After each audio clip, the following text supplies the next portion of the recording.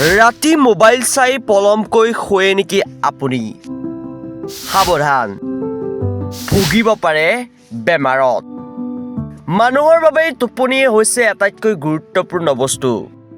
দিনটোৰ সকলো কাম সামৰি মানুহে ভাগৰুৱা হোৱাৰ পিছত আৰাম কৰিবৰ বাবে শোৱাপাটিত উঠে। আৰু তেতিয়াই দিনটোৰ ভাগৰুৱা অৱস্থাৰ পৰা মষিমূৰ হয়। সেইবাবে মানুহে কয়, সকলোতকৈ যদি আৰামদায়ক বস্তু আছে সেয়া হৈছে টোপনি। কিন্তু একাংশ নতুন প্ৰজন্মৰ যুৱক-যুৱতীয়ে ৰাতি মোবাইল চাই পলমকৈ শুৱে, যাৰ ফলত তেওঁলোকে ভুগিব পাৰে এইকেইটা বেমাৰত।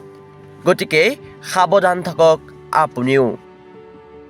ৰাতি মোবাইল চাই পলমকৈ শুৱাৰ ফলত আপোনাৰ হ'ব পাৰে ডায়েবেটিছ। টোপনিৰ অভাৱৰ বাবে ডায়েবেটিছৰ সম্ভাৱনাও বৃদ্ধি পায়। যেতিয়া আমি পৰ্যাপ্ত পৰিমাণে টোপনি নাপাওঁ, তেতিয়া আমাৰ শৰীৰত ইনচুলিনৰ মাত্ৰা কমিবলৈ আৰম্ভ কৰে। 5 ঘণ্টা বা তাতকৈ কম সময় শুই থকা লোকৰ তেজত চেনিৰ মাত্ৰা বেছি হয় আৰু এনে লোকৰ ক্ষেত্ৰত টাইপ 2 ডায়েবেটিছ সম্ভাৱনা বৃদ্ধি পায়। আনপিনে আপুনি যদি ৰাতি মোবাইল চাই দেৰিকৈ শুৱে, তেতিয়াহ'লে ওজন বৃদ্ধি হোৱাৰ সম্ভাৱনা থাকে। আপুনি জানি আচৰিত হ'ব যে টোপনিৰ অভাৱে আপোনাৰ ওজন বৃদ্ধিৰ কাৰণ হ'ব পাৰে। আচলতে আমি যেতিয়া 5 ঘণ্টা বা তাতকৈ কম সময় অবিৰতভাৱে শুই থাকোঁ, তেতিয়া ই আমাৰ মগজুত বহুতো ৰাসায়নিক বিক্ৰিয়াৰ সৃষ্টি কৰে, যাৰ ফলত আমাৰ মগজুৱে ভৰপূৰ হোৱাৰ পিছতো অধিক খাদ্য খোৱাৰ সংকেত দিয়ে।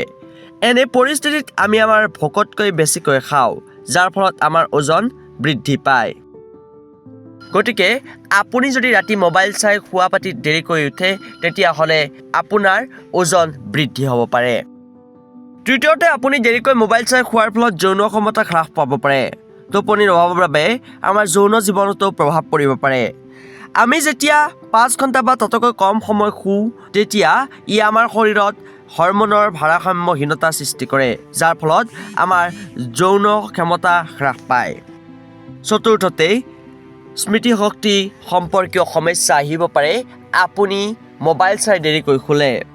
টোপনিৰ সময়ত আমাৰ মগজুত বহুতো ৰাসায়নিক ক্ৰিয়া সংঘটিত হয়।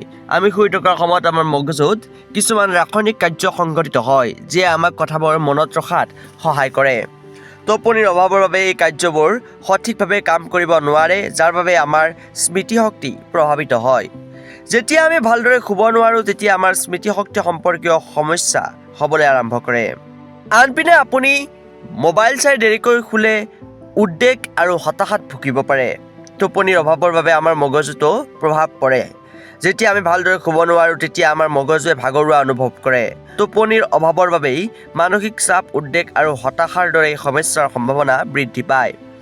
টোপনিৰ অভাৱৰ বাবে এজন ব্যক্তিয়ে ভাগৰুৱা আৰু খিংখিঙীয়া অনুভৱ কৰে। আনপিনে ৰোগ প্ৰতিৰোধ ক্ষমতা দুৰ্বল হৈ পৰে যেতিয়া আপোনাৰ টোপনিৰ অভাৱ হয়। টোপনিৰ অভাৱে আমাৰ ৰোগ প্ৰতিৰোধ ক্ষমতাত নেতিবাচক প্ৰভাৱ পেলায়, যাৰ বাবে আমাৰ শৰীৰটো আভ্যন্তৰীণভাৱেই দুৰ্বল হৈ পৰে। এনে পৰিস্থিতিত আমাৰ শৰীৰক সোনকালে ৰোগৰ প্ৰতি আকৰ্ষিত হৈ পৰে। টোপনিৰ অভাৱৰ বাবে চৰ্দি, সংক্ৰমণ আদিৰ আশংকা বাঢ়ি যায়। গতিকে সাৱধান থাকক। ৰাতি মোবাইল চাই দেৰিকৈ নুশুব। মোবাইল চাই দেৰিকৈ শুলে এনেধৰণৰ বেমাৰৰ সন্মুখীন হ'ব লাগিব পাৰে আপুনিও।